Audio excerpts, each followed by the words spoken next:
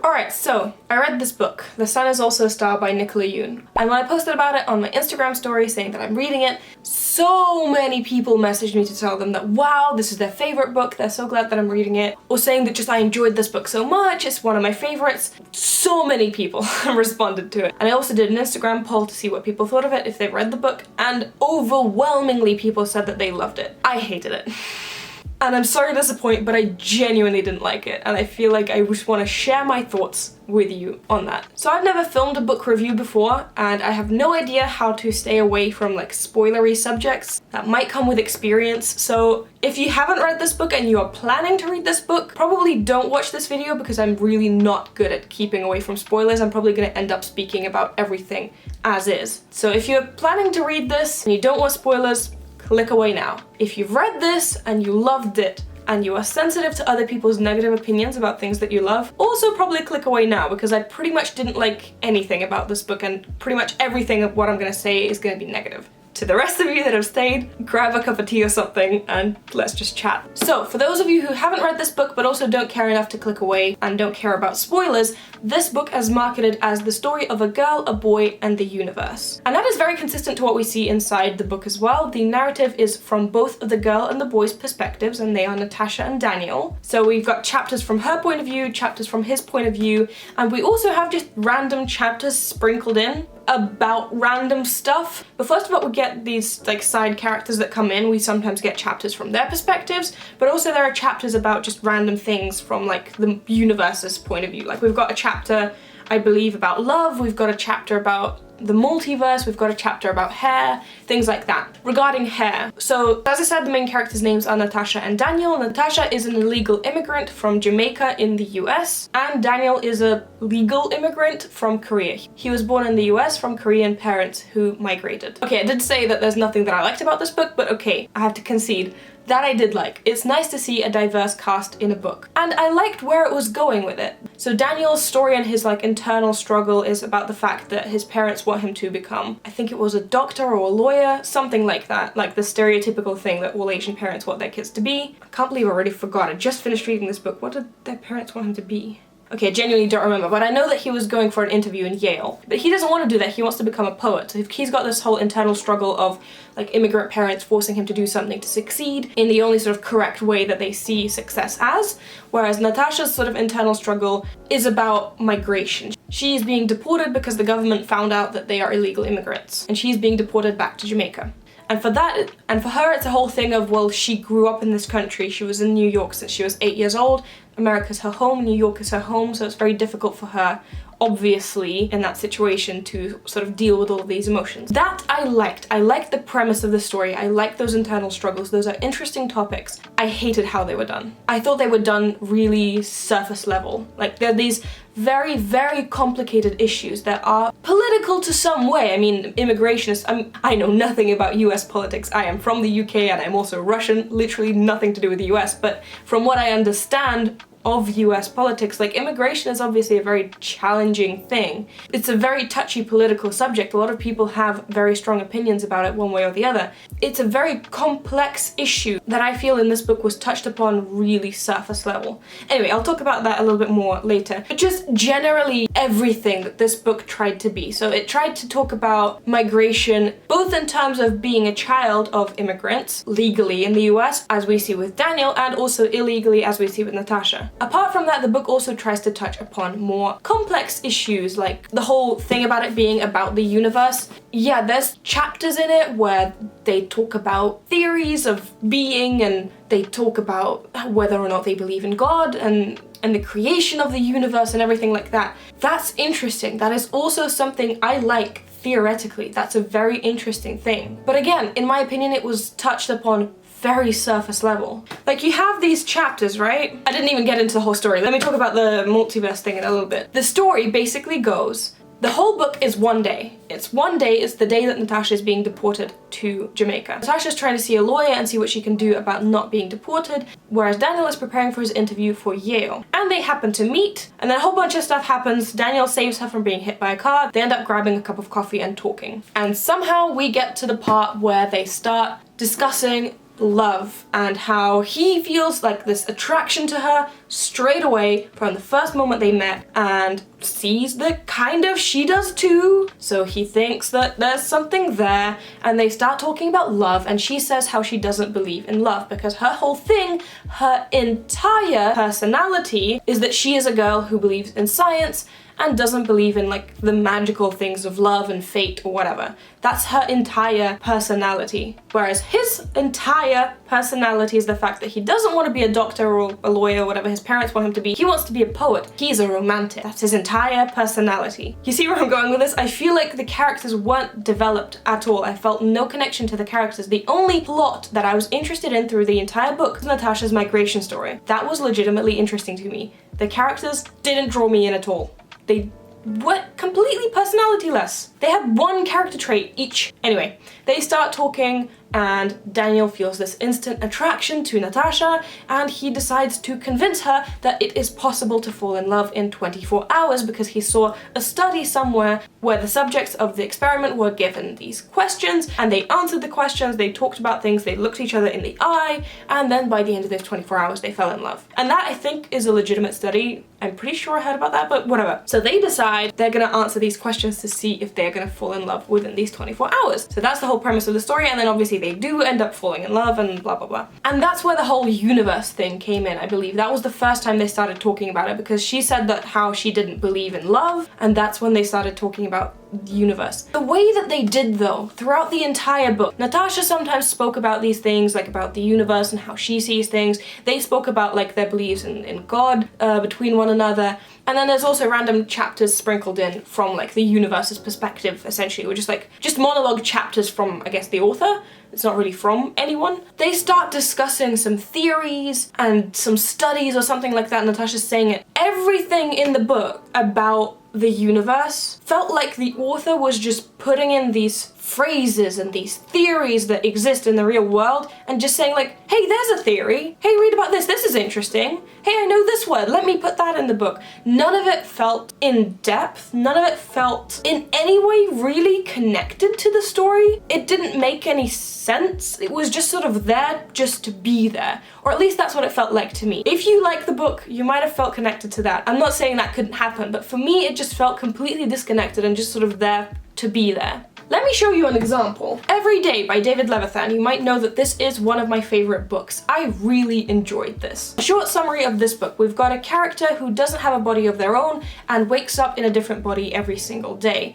And they end up falling in love with a girl and they start a romantic relationship. This book, similarly to this book, talks about philosophical issues, talks about the universe, talks about God, talks about the meaning of life and stuff like that. But this book, in my opinion, does it well, or at least much better than this one. Where this one just named theories and talked about how, oh, there's a theory of multiverse, oh, there's the grandfather paradox, oh, there's this and there's that. This one actually discussed these things in depth. Without going into too many spoilers, there is a situation in the book where the main character is in the body of someone who is severely depressed and suicidal, and the main character and their girlfriend start discussing whether or not it's their place to do something about it. The main character is in this girl's body for a day. They have the opportunity to really change her life and stop her from committing suicide. And they go into so much detail talking about the morality of that, whether or not they should do that, and just depression and so many things. They talk about so many things, and I feel like that was done so well. And there's so many other situations here that they talk about issues of everything. They do it well. They really go into detail and they discuss it. So whenever I recommend this book, I say that it's not only a love story, it's also a story of the universe, really. But not the point. This one just listed off theories. It didn't connect to anything, at least for me. But okay, apart from that, so as I said, this book is trying to do three things. It's trying to be about the universe, it's trying to be about different political issues, and it's trying to be a love story. The universe thing I already said. I didn't like that. I didn't think it was done well. The political issues I also slightly mentioned. In my opinion, were completely surface level. I would love to read a story about Natasha's immigration. I would love to read a story about Daniel and his struggles of being a child of first-generation immigrants. Or is he a first-generation immigrant? I don't know what the correct terminology is. A child of someone who immigrated.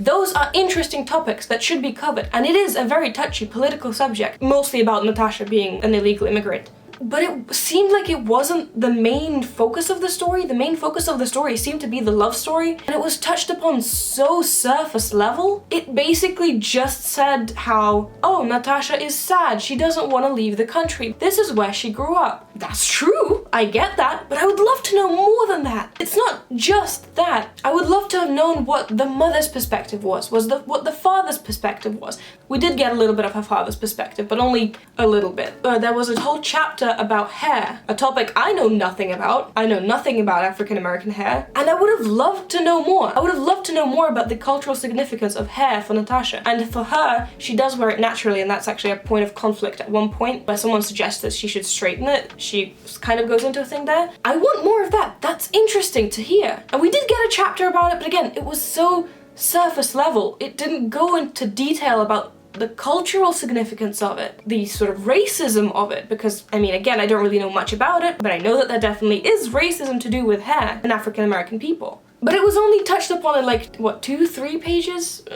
Let me compare that to, one sec. Oh, okay, I'm back. This book, The Hate You Give by Angie Thomas. I read this book last year and I loved it. I'm sure you've heard of it, but if you haven't, this is a story of a girl who lives in America, who is African American, who goes to a party and then leaves the party with her friend who is also African American. He's driving, she's in the passenger seat. They end up getting stopped by a police officer, and due to a terrible misunderstanding, the officer ends up shooting her friend. And this is, again, a very sort of political subject, because this does happen in real life, and it happens a lot. Way too much. And this book really touches upon the politics of the whole situation. I mean, the entire book is basically Star, who is the girl, her struggle with whether or not she should go to the police, whether or not she should give a statement, and then when things progress, it's a story just about so much more than just this one situation. It is a story of racism, it is a story of culture, and it's just so much more. And I feel like it can be compared to this, because this book is trying to talk about these touchy political issues, but it does it so surface level. It doesn't go into depth about anything. This one really does. This one hurt so bad, because it really dug into these subjects, these really hard and touchy subjects. Anyway, this is turning into like a book recommendation video.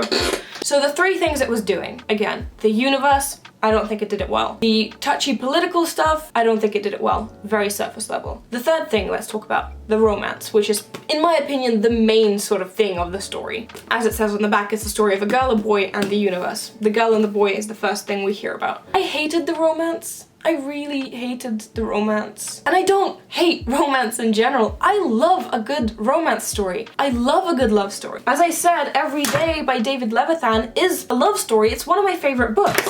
Eleanor and Park, one of my favorite books as well. Entirely a love story. I'll actually get back to that one. I feel like I want to compare to that book as well. I hated this one. I really genuinely did. Not only did I not connect to the characters at all, because their personalities were empty, they didn't have any personalities, they had one personality trait each. Their whole love story is just, it's very much insta-love, which I hate. It's just boy sees girl, boy's in love with girl. That's it. And then she sees him and she falls in love second, but whatever. Nothing happens, he just like, I'm in love with her. I mean, okay, maybe some of you believe in like love at first sight or whatever, and I'm not saying that doesn't exist. I personally just don't buy it. I just don't. And I'm saying this as a person who met and started dating my husband, who I'm now married to, at 14 years old. We started dating at 14, we never broke up a single time, and we're still together and married. So I'm literally saying this as a person who's gone through a relationship in my teenage years and stayed together. So I do believe in love stories at an early age, but not from first sight, like this. Alright, at this point I'm gonna go into quotes, because I actually made points. Where's my phone? I made notes while I was reading this book with like page numbers, so let's get into that. So as I mentioned before, this entire book, which is like 300 something pages long, is one day. It's less than 24 hours. They meet, they fall in love, and then she gets deported within those 24 hours. So, page 150, because that's the point where I realized I didn't like the book and I started taking notes. I'd have started earlier if I realized earlier I still had hope. So this chapter is from Daniel's perspective, and he says, "She comes close again and I barrel ahead, because apparently that's who I am with this girl. Maybe part of falling in love with someone else is also falling in love with yourself. I like who I am with her." They've only met each other like 2 or 3 hours ago at this point, maybe 4, and he's already like, I like who I am with her. You've only been with her for this much! whatever, I digress. That's very mild compared to the other ones I'm gonna read out in a sec. Then literally a couple pages later, 4 pages later, 155, still from his perspective. Natasha and I don't have much time left before her appointment, and I'm beginning to doubt that I can make her fall in love with me in the next couple of hours. Very reasonable. Very... Come on! I'm not saying that you can't like someone in 24 hours. You can definitely be attracted to someone from the first second you see them. You see someone and you know you're attracted to them. You spend a little time with them, you know you're attracted to them. They're charismatic, you like how they make you feel, they're funny, whatever. Maybe they smell good because like pheromones and stuff. And you can definitely feel attracted to someone. You can like them. You can maybe want a little more with them, if you get my drift. I'm just saying I don't believe you can fall in love with someone in 24 hours because in my opinion, there's so much more to love than just initial physical attraction and you like the person a little bit. Anyway. Oh, throughout the book as well, Natasha keeps saying, observable fact, I like making him happy. Observable fact, I don't know how that happened. That annoyed me throughout the book so much because like Natasha's whole personality is like, I'm a girl who believes in science and facts, not fate, not destiny. That's literally what it says in the back of the book. That's her entire personality. And the author is trying to show us that by making these random things, like making her state these random things as like observable fact. She does this all the time throughout the book. Observable fact this, observable fact that. It's like nobody talks like that. Page 167. I didn't actually make note of it, but I remember earlier in the book, Daniel actually saying how I'm not just attracted to her physically. There is something on an emotional level. I feel a deeper connection. It's like my soul is connecting to her or something like that. He basically, he's trying to justify it. He's saying that it's not just a physical attraction. Page 167, he says, I can't decide what part of her face is my favorite. Right now, it might be her lips. And then later on he said, her dress pulls up a little and I can see the back of her thighs. They have little crease marks from the couch. I want to wrap my hands around them and smooth the marks out with my thumb. You're gonna tell me that your attraction to her is not physical and then you say that? Nah, man. And again, nothing against physical attraction. Go with it. Like, there's nothing wrong with even, you know, going for it with someone straight away. But don't say that it's not just physical attraction, there's like an emotional connection there, and then go on talking about her looks and like her lips and her legs. Ew. And then on page 169 they kiss, which the way that it is described honestly made me like throw up a little bit inside. Again, not against romance. I love reading romance, but this... Her lips are like soft pillows and I sink into them. We start out just lips touching, tasting, but soon we can't get enough. She parts her lips and our tongues tangle and retreat and tangle and retreat. I'm hard everywhere, but it feels too good, too right to be embarrassed about. She's making little moaning sounds that makes me want to kiss her even more. I'm 21 years old, I am married, and this was a bit too much for me. Ooh, I don't know, I wasn't expecting it to be that graphic. Anyway, what I also wanted to highlight is that he goes on to say, I don't care what she says about love and chemicals. This will not fade away. This is more than chemistry. Ugh! No! No! That is exactly chemistry. That's how chemistry works. You meet someone, feel attracted to them.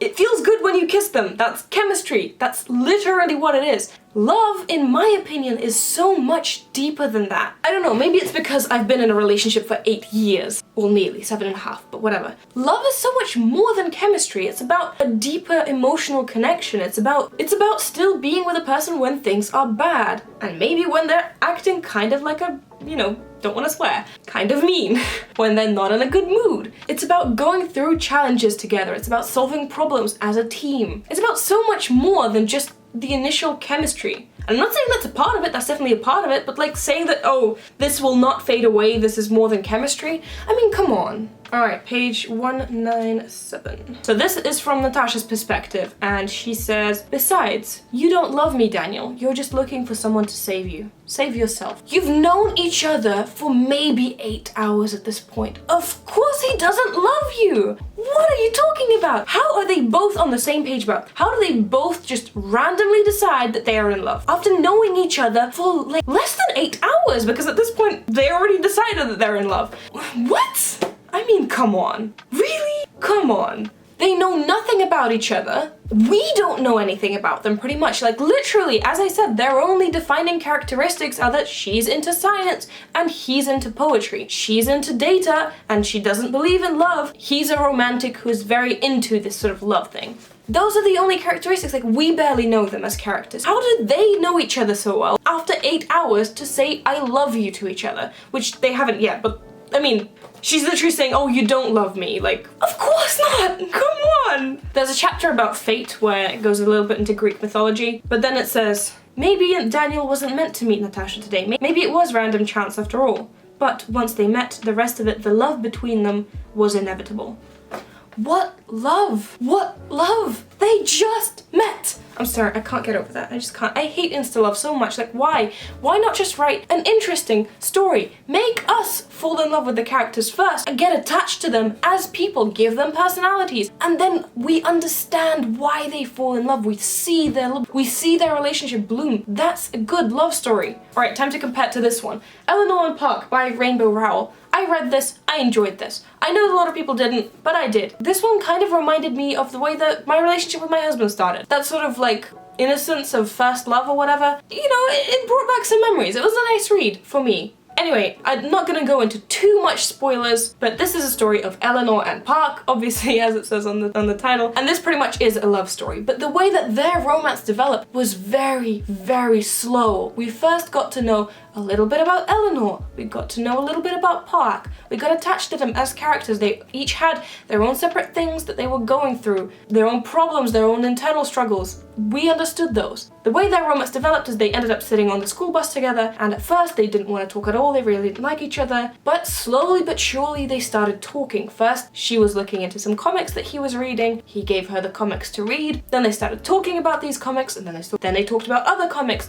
then they started talking about music, he gave her a playlist to listen to. The way that their relationship developed was very, very slow and steady, and day after day, we saw it progress and develop, and finally blossom into a romance. I felt connected to these characters. I understood why they liked each other. I understood their romance, it made sense to me. This didn't. They like each other just because. And they don't have a personality. Also about the whole thing of like going into more interesting cultural things, Daniel has an older brother, Charlie, who is very mean to him, who pretty much bullies him all the time. And we end up finding out that Charlie does this because he's insecure about his heritage. Like, he's insecure about being a Korean American, whereas Daniel is pretty confident in himself and Charlie's kind of just jealous of that. That's an interesting thing to discuss. I would have loved more of that. That's an interesting dynamic, but the way that it was portrayed in the book was literally Charlie being a bully, and then suddenly, after years of being bullied by Charlie, Daniel randomly, just on the spot, out of nowhere, understands that he's just jealous of him.